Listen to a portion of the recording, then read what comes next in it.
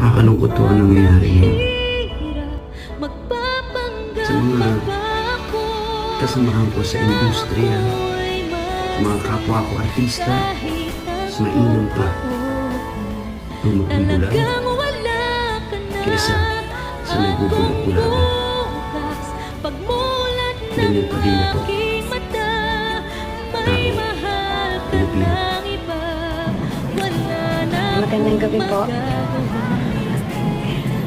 Alam ko po marami sa inyo may alam na tagal ko po piniling manahimik.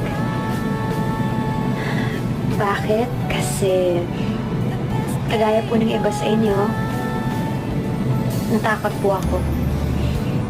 Pero ngayon, nandito po ako kasi